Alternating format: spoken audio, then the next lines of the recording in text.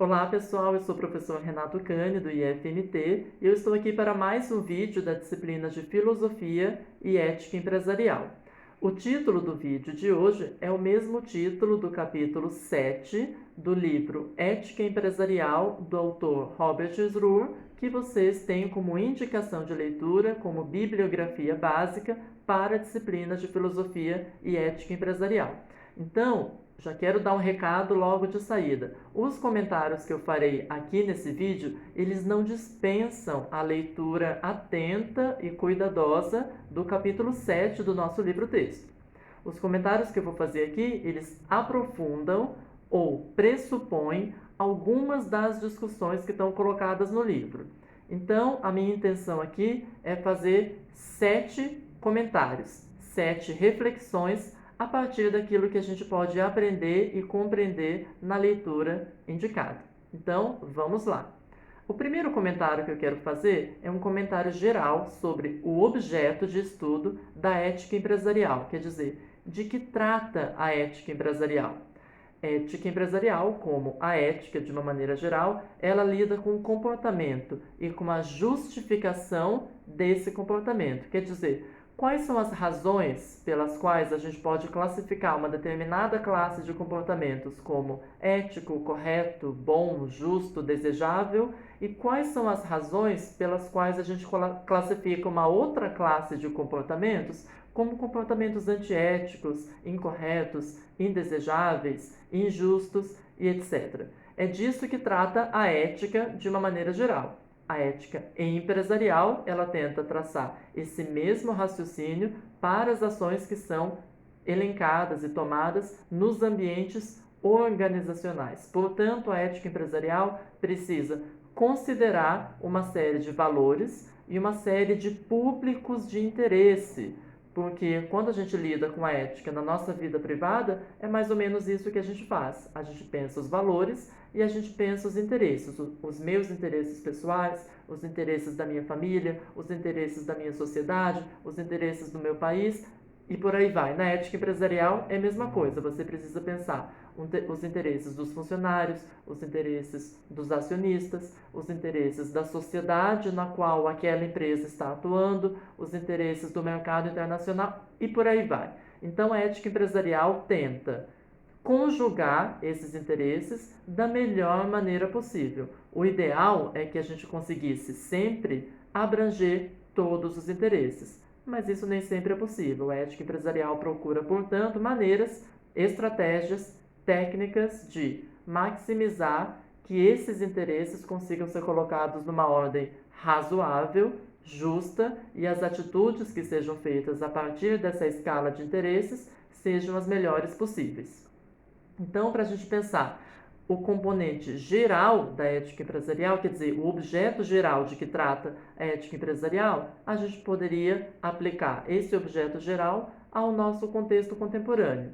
A gente está no meio de uma situação de crise econômica e sanitária causada pelo novo coronavírus. E uma das questões que se coloca é, para as empresas, em que momento elas devem abrir as portas, fechar as portas, de que maneira ela deve promover a segurança dos seus funcionários, a segurança dos clientes, como as empresas devem operar. Perceba que esse é um caso prático de aplicação da ética empresarial. A gente tem desde empresas que, desde o começo da crise, se manifestaram publicamente, especialmente grandes empresas, para a abertura imediata e seguimento imediato das suas atividades. A gente tem outras empresas que, mesmo agora que algumas capitais começam a relaxar as medidas de quarentena, algumas empresas que preferem permanecer ainda fora de operação. Veja, a gente tem então uma pluralidade de atitudes ou de decisões tomadas pelas empresas e pelos seus respectivos gestores, e a cada uma dessas atitudes ou decisões a gente pode olhar e analisar pela lente da ética empresarial, uma vez que é esse o objeto geral, as práticas nos ambientes organizacionais. É disso que trata a ética empresarial e ela se mostra, como eu tentei argumentar, mais atual do que nunca nesse contexto da pandemia do novo coronavírus. Bem, essa é a primeira reflexão que eu gostaria de fazer sobre o objeto geral da ética empresarial. A segunda reflexão que eu gostaria de trazer é a respeito do título desse capítulo 7, que dá título também para o nosso vídeo, As Morais Empresariais Brasileiras. Então, nós falamos agora sobre a ética, que está preocupada com a justificação dos comportamentos, atitudes e decisões. A moral é parecida, mas é um pouco diferente. A moral está preocupada com os costumes de uma determinada sociedade e como que essa sociedade ou como essa cultura justifica, lida com esses costumes, normas, regras e prescrições. Então, o principal objetivo do autor ao escrever o capítulo As Morais Empresariais Brasileiras é traçar o que o autor enxerga como uma certa evolução histórica na percepção moral das empresas. E essa percepção, segundo o autor, se dá no Brasil como uma passagem. No estágio anterior, você teria um predomínio do que ele chama de moral da parcialidade, que tem como palavra-chave aqui o cinismo. A gente vai aprofundar mais logo logo. Para o estágio próximo de moral da parceria. A moral da parceria, ela é eticamente mais respeitável do que a moral da parcialidade, e ela tem como palavra-chave análise de risco, ou como expressão-chave. Então, é mais ou menos esse o objetivo do autor. Perceba, ele está tratando principalmente de moral. É como se fosse tirar uma fotografia de como que as empresas no Brasil costumam ou tendem a fundamentar suas decisões. Bem, agora é preciso fazer também uma consideração crítica a respeito da abordagem do autor nesse capítulo específico. O autor trata das morais empresariais brasileiras e em alguns momentos você consegue perceber uma ideia que é muito difundida, não só entre esse autor, mas entre vários autores da academia brasileira, de que os desvios morais, o comportamento corrupto, o famoso jeitinho brasileiro, fosse uma característica quase que inerente da formação ou da construção das relações empresariais e também interpessoais no nosso país. No entanto, se a gente analisa com mais cuidado, a gente percebe que os próprios exemplos que são colocados de desvios éticos ou de comportamentos imorais feitos por empresas ao longo da história, e mesmo os exemplos que são trazidos pelo próprio livro, a gente percebe uma série de exemplos fora do Brasil. Portanto, com essa reflexão e com outras coisas que a gente poderia dizer, que eu não gostaria aqui de entrar no mérito, me parece muito complicada essa análise de que a corrupção, os desvios éticos, a falta de moralidade residisse somente aqui no nosso país. Não é bem assim. A gente percebe que em ambientes organizacionais ao redor do mundo há uma grande variedade de desvios éticos e também corrupção. Então essas coisas, muitas vezes, nós somos levados a acreditar que está no Brasil, mas que fora do Brasil é uma grande maravilha, as empresas não roubam, os políticos não são corruptos e nada de antiético acontece. Então é bom a gente ter cuidado com esse tipo de raciocínio, porque ele não é correto e ele não corresponde à realidade dos fatos. Vamos lá, essa foi a segunda reflexão que eu gostaria de trazer a respeito do título, As Morais Empresariais Brasileiras. Terceiro ponto é um contraponto que pressupõe, esse contraponto é pressuposto ao longo da leitura do livro, mas ele não está explicitamente colocado porque ele já apareceu em um capítulo anterior. É o contraponto entre moral da integridade e moral do oportunismo. Veja, o objeto de estudo específico do capítulo 7 são a moral da parcialidade e a moral da parceria. Essas são morais que dizem respeito às práticas empresariais dentro das organizações. Agora, aqui e ali, o autor faz algumas analogias entre as práticas organizacionais e as práticas individuais das pessoas na sua vida privada. E quando a gente fala das pessoas na vida privada, a gente fala de moral da integridade e moral do oportunismo. Então, digamos o seguinte, se a gente retomar um exemplo que a gente trabalhou na nossa última aula com os exercícios de razão ética e racionalização antiética, a gente pode lembrar do exemplo que dizia o seguinte: ora, um funcionário que, não usando o crachá ou o uniforme da empresa, ele acredita que ele pode se comportar de qualquer maneira, inclusive de maneiras antiéticas, que a empresa não tem nada a ver com isso. Veja, se a gente olhar esse exemplo do ponto de vista da moral da integridade, a gente vai dizer, olha, essa pessoa não está tendo um comportamento íntegro, porque fazer isso e admitir isso que ele faz, isso vai contra princípios morais básicos. É a moral da integridade, ela prioriza muito mais o caráter do que qualquer outra coisa, independente do contexto, do que quer que seja. Agora, a moral do oportunismo, ela vai dizer o seguinte, olha, se eu estou aqui em Pontes e Lacerda, eu trabalho no IFMT e eu saio aí na rua, se eu fizer alguma coisa errada, é muito provável que alguém aqui me conheça. Então eu não vou fazer isso. Perceba, eu percebo as oportunidades e eu vejo, olha, não tem abertura para eu fazer aqui alguma coisa errada. Então é um olhar completamente diferente da moral da integridade. A moral da integridade prioriza o caráter. Então, independente de qualquer coisa, eu não vou fazer nada errado porque isso pode manchar a imagem da empresa onde eu trabalho. A moral do oportunismo, ela vai chegar à mesma conclusão, olha, eu não devo fazer nada de errado aqui na cidade, porque é um risco, as pessoas podem me conhecer. Mas se eu estiver numa viagem de férias, vamos supor, para a Alemanha, por exemplo, bem, lá provavelmente ninguém vai me conhecer, então aqui eu tenho a oportunidade de fazer alguma coisa errada. Enquanto a moral da integridade vai dizer, não interessa se você está no Brasil, em Pontes de Lacerda, na Alemanha ou na China, é a sua integridade, são os seus valores, é o seu caráter. Então aqui você vai ter um ponto de vista diferente. Então perceba que as duas morais, às vezes elas vão coincidir na conclusão, ainda que por caminhos diferentes, e às vezes elas vão divergir.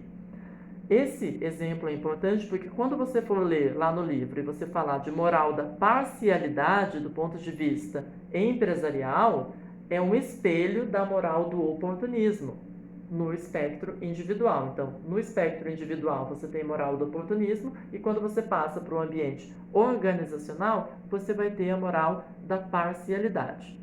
Então, esse paralelo é muito importante ter em mente quando vocês forem fazer a leitura desse capítulo. Eu vou voltar a esse ponto daqui a pouquinho, mas antes eu gostaria de traçar uma definição importante, esse é o meu quarto ponto de reflexão, que é a noção de público de interesse, que é a tradução que o autor usa para o termo em inglês stakeholder. Stakeholder, literalmente, é tomador de risco. Em algumas obras, algumas reflexões e reportagens, a gente percebe essa tradução. Um stakeholder de uma empresa é um tomador de risco. Nesse livro que a gente está tratando, ele opta pela tradução público de interesse. Ambas as traduções me parecem que dão conta do objetivo desse termo, que é justamente determinar aqueles públicos ou aqueles setores, aquelas fatias do mercado para as quais as empresas precisam olhar na hora de definir as suas estratégias e ações. Bem, do ponto de vista da ética empresarial, nem todos os públicos de interesse são tratados da mesma forma pelas morais empresariais. Então, as empresas acabam priorizando um público em detrimento de outro. E aí, a gente vai ter a seguinte ordem que será colocada de importância entre os públicos de interesse. E aí eu começo da mais importante para menos importante. Veja, mas eu não estou falando como deve ser, mas é de como tem sido nas empresas. Lembremos que o foco do capítulo é as morais empresariais, são as morais empresariais brasileiras. Então vamos lá. Em primeiro lugar, você tem os acionistas, depois os clientes, depois os gestores, depois a mídia, os órgãos reguladores e lá no final os trabalhadores qualificados. Aí perceba que os trabalhadores não qualificados nem entram nessa lista. Em momento algum, essa classe de pessoas tem sido tratada pelos interesses da empresa como algo prioritário. Então perceba que em primeiro lugar você tem os acionistas, e depois os clientes, como públicos de interesse, tomadores de risco ou stakeholders para os quais a empresa vai direcionar o seu olhar na tomada de decisão. Bem, outra reflexão dentro desse tema dos públicos de interesse é que esses públicos de interesse eles só conseguem ter o seu interesse correspondido e reivindicar aquilo que eles esperam em contrapartida das empresas em uma sociedade democrática, livre e aberta. Quando você não tem essas características, é impossível ou é muito difícil que esses públicos de interesse consigam ter alguma influência sobre as atitudes, decisões e estratégias empregadas pelas empresas. Basta a gente pensar, por exemplo, em um dos públicos de interesse, que é a mídia. Quando você tem uma sociedade totalitária, fechada, a primeira coisa que se faz é calar a imprensa. É essencial, quando a gente pensa do ponto de vista da ética empresarial, que a gente tenha uma sociedade livre, aberta e democrática. Caso contrário, não há a menor expectativa de que esses públicos de interesse consigam ter alguma influência sobre as decisões e estratégias empregadas pelas empresas. Muito bem, então aqui a gente falou sobre o objeto geral da ética empresarial, a gente falou desse título, As Morais Empresariais Brasileiras e o que ele significa, a gente falou também sobre o contraponto entre moral da integridade e moral do oportunismo, que se colocam no âmbito individual e serão espelhadas no âmbito das organizações, e a gente fez uma fala sobre os públicos de interesse. Agora sim a gente vai para a moral da parcialidade e depois para a moral da parceria. Aqui, quando a gente fala de moral da parcialidade, que é o nosso quinto ponto, e depois moral da parceria, que será o sexto ponto, a gente já está falando da moralidade das empresas, portanto, como diz o nosso título, as morais empresariais brasileiras. Então, eu só quero fazer algumas falas rápidas para a gente identificar os principais fatores e as principais diferenças entre moral da parcialidade e moral da parceria. Então, como nós falamos anteriormente, a palavra-chave quando a gente pensa em moral da parcialidade é o cinismo. Essa moral ela vai realizar aquele ideal que nós vimos já em aulas anteriores do parcialismo.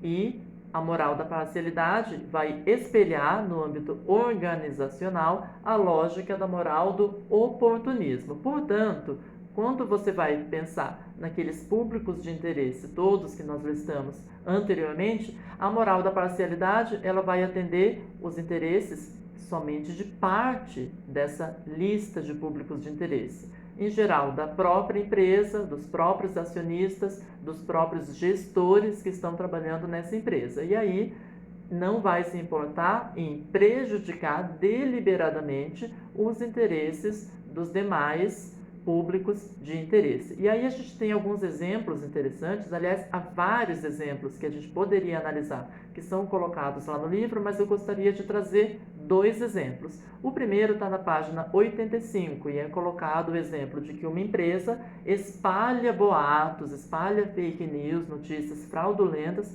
para prejudicar a imagem de uma concorrente. Em geral, nós pensamos, quando a gente pensa no tema das fake news, das notícias fraudulentas e desse tipo de coisa, a gente está mais acostumado a pensar dentro da política, de um candidato querendo difamar o outro, porque isso acontece bastante mesmo. Mas alguns estudos têm demonstrado que essa prática também, e não é de hoje, né? Não é que começou isso ontem, mas já há um bom tempo essa prática também é bastante comum no meio empresarial. Claro que agora ela ganha uma outra dimensão, uma potencialidade de alcance muito maior, dada a própria arquitetura das redes sociais e o modo como a internet funciona. O segundo exemplo que eu gostaria de trazer de moral da parcialidade está lá na página 87, envolve um estudo de caso feito lá na General Motors, na GM, que alguns jornalistas ganhavam alguns benefícios dos gestores da GM para indiretamente serem ali chantageados a votar no carro dessa marca e ele acabar sendo escolhido como o carro do ano. O esquema funcionava da seguinte maneira: tinha lá uma viagem que os jornalistas faziam para poder avaliar os carros e votarem naqueles que eles consideravam como o melhor carro do ano, e essa empresa, então, automobilística, dava algumas benesses para esses jornalistas para já influenciar na sua decisão e, segundo o estudo de caso feito relatado no livro aponta, essa estratégia deu bastante resultado, tanto que, com o passar do tempo, outras empresas começaram a copiar essa estratégia. Agora veja, por que ela pode ser classificada como moral da parcialidade, como realizando o parcialismo? Porque veja, repare no caráter de oportunismo que há aqui. Não há nenhuma lei dizendo que não, você não possa fazer isso, a empresa não possa oferecer um agrado, uma benesse, um test drive ou alguma coisa do tipo para um jornalista. Não há essa lei, então a gente tem aqui uma oportunidade. Agora, claro que o cliente, quando ele lê lá na capa de uma revista automobilística que o carro tal foi escolhido o melhor do ano, ele vai pensar, ora, ele é o melhor então, ele atendeu os requisitos para ser o melhor carro do ano. Então, quando a empresa ela faz essa estratégia para cooptar os jornalistas e influenciar na sua decisão, quem está saindo prejudicado? Os clientes, porque eles terão uma imagem que não necessariamente corresponde à realidade. Por isso que a gente pode classificar tranquilamente esse estudo de caso como parcialismo ou como moral da parcialidade, porque o público de interesse específico dos clientes não está sendo valorizado. Ao cliente, interessa muito mais uma avaliação lisa, idônea e sem qualquer preferência, porque isso vai poder informá-lo melhor na sua decisão de consumidor. Muito bem. Falamos de moral da parcialidade, agora vamos falar sobre a moral da parceria. Lembrando que a grande narrativa que o autor do livro tenta fazer é dizer que no Brasil a gente passou de um estágio inicial de predomínio da moral da parcialidade e com aí as mudanças sociais, as mudanças na própria percepção moral e sensibilidade moral da própria população, as empresas passaram a adotar muito mais uma lógica de moral da parceria. Mas, segundo o autor do livro, e ele está falando isso em 2013, ainda há muito espaço na concepção dele para que a moral da parceria seja expandida. E dentro dessa reflexão eu vou fazer uma provocação de pesquisa no item número 7, que é o próximo do qual eu vou falar. Mas antes eu queria dar 2 palavrinhas sobre a moral da parceria. E essa é a nossa 6ª reflexão. A palavra-chave da moral da parceria é análise de risco. Então, dentro dessa perspectiva, os outros tomadores de riscos, outros públicos de interesse, eles serão vistos como uma extensão dos próprios negócios e interesses da empresa. Portanto, essas outras pessoas todas, elas serão trazidas para dentro do processo, ou melhor, os seus interesses serão trazidos para dentro do processo e o tempo inteiro será feita uma análise de risco para perceber qual atitude é melhor você tomar. Então perceba que não é puramente uma moral da integridade muito rígida, muito baseada só no caráter e nas regras e nas leis e tudo bonitinho. Claro que a moral da parceria não vai defender que você quebre as leis, mas ela está indo por um outro caminho, que não é esse caminho da rigidez que pode nos paralisar diante de situações importantes e de decisões importantes.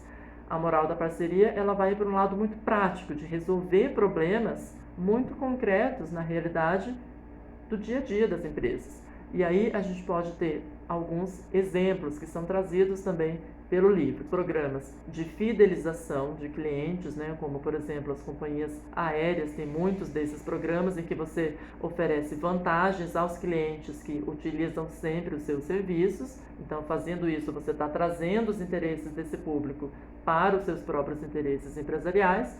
Você tem algumas certificações, como empresas que lidam com conteúdo e com produtos que não passam por testagem em animais e podem ser consumidas pelas pessoas veganas. Em geral, elas colocam lá uma certificação para assegurar que aquele produto não tem qualquer relação com origem animal. E perceba que fazendo isso, por meio dessa análise de riscos, você consegue uma atitude altruísta restrita, dentro daquela classificação que a gente viu nas últimas aulas. Por quê? porque você vai ter uma atitude que vai beneficiar a própria empresa, porque ela vai conseguir atingir um nicho de mercado diferente, nesse caso a população vegana, vai beneficiar os clientes que vão conseguir ter a certeza de que estão consumindo um produto de acordo com seus próprios interesses e valores, e você não vai prejudicar as outras empresas concorrentes, porque é uma atitude que você está tomando que não tem um prejuízo direto às atividades das outras empresas. E isso a gente classificou como altruísmo restrito. E agora a gente pode classificar também como uma atitude dentro dessa perspectiva da moral da parceria, que traz os interesses dos diversos grupos e os considera como uma continuidade dos interesses da empresa. Você tem também empresas que valorizam a diversidade, e aí é preciso ter em mente algumas coisas. A gente acabou de passar pelo Dia dos Namorados, dia com grande publicidade para determinadas empresas que têm o faturamento bastante beneficiado nesse período. E você percebe cada vez mais algumas empresas que nos comerciais relacionados ao Dia dos Namorados trazem retratações de diferentes tipos de casais, retratando pessoas negras, retratando casais homoafetivos e uma série de questões, diferentemente do que a gente via antigamente, em que todas as propagandas, 100% delas, retratavam somente os casais heterossexuais e dentro de um certo padrão de beleza. O que isso representa? Representa que as empresas agora elas estão muito preocupadas com a diversidade, com o preconceito e querem acabar com a homofobia, o que quer que seja, não necessariamente. Não é para esse lado que deve ir a nossa análise, né, técnica dentro da ética empresarial. A gente percebe aqui uma análise de riscos muito bem feita e uma oportunidade de crescimento que essas empresas tentam colocar. Ora, você fazer uma propaganda hoje, né, tendo a nossa sensibilidade moral para essas questões da diversidade, evoluído como evoluiu, você fazer uma propaganda que não retrata essa diversidade existente na nossa sociedade, pode ser um risco de perder uma atenção de uma grande parcela do público que é preocupada com essas questões e uma perda de oportunidades.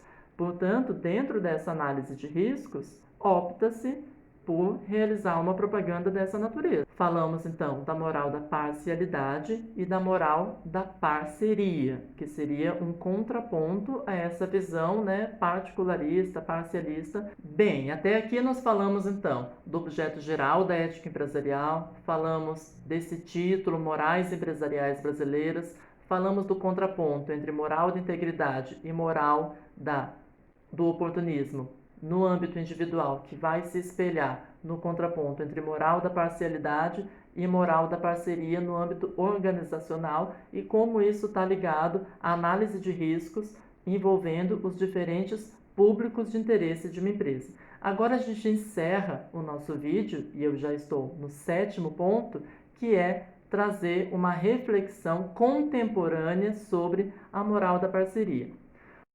E isso nos leva, portanto, ao último ponto que eu quero abordar no vídeo de hoje, que é precisamente a tentativa de relacionar esses assuntos da ética empresarial com uma questão que tem suscitado um grande debate no Brasil nas últimas semanas, que é justamente a questão da organização Sleeping Giants, que se refere à circulação de fake news e à relação das empresas com esse tipo de problemática. Primeiro, falando rapidamente sobre esse grupo. Esse grupo, Sleeping Giants, ele se organiza por meio da plataforma, da rede social Twitter, e eles tentam monitorar onde os anúncios das grandes empresas estão sendo veiculados, em quais sites esses anúncios estão aparecendo. Por quê? Hoje em dia, quando as empresas, especialmente as grandes empresas, mas não somente elas, fazem contratos com anunciantes, em geral, elas utilizam os serviços de plataformas como Google e Facebook, que utilizam uma série de algoritmos. Todo mundo aqui já percebeu que, por exemplo, quando você pesquisa uma geladeira nova para comprar, mesmo que você não compre, mas simplesmente de fazer uma pesquisa na internet, você já começa a receber um monte de propaganda de eletrodomésticos no seu celular ou no seu computador. Então, isso acontece porque as empresas, elas dão ao Google e ao Facebook essa tarefa de direcionar em quais sites e para quais pessoas os anúncios daquela empresa, daquela marca vão aparecer. Ora, o efeito colateral disso é que muitas vezes uma empresa, uma marca, tem o seu nome anunciado e veiculado em um site de notícias falsas, de fofocas, de ódio e disseminação desse tipo de informação. Sleeping Giants, o que eles tentam mapear é justamente mostrar onde estão sendo veiculados esses anúncios e eles reportam às empresas. Olha, empresa tal, você quer mesmo o seu nome, a sua marca associado a esse tipo de conteúdo, a esse tipo de ideia?